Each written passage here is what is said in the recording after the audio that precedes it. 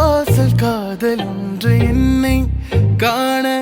காத்து நின்றதோ மாலை சாய பூத்திருந்த பூக்கள் எல்லாம் உன்னை சேர ஏக்கம் கொண்டதோ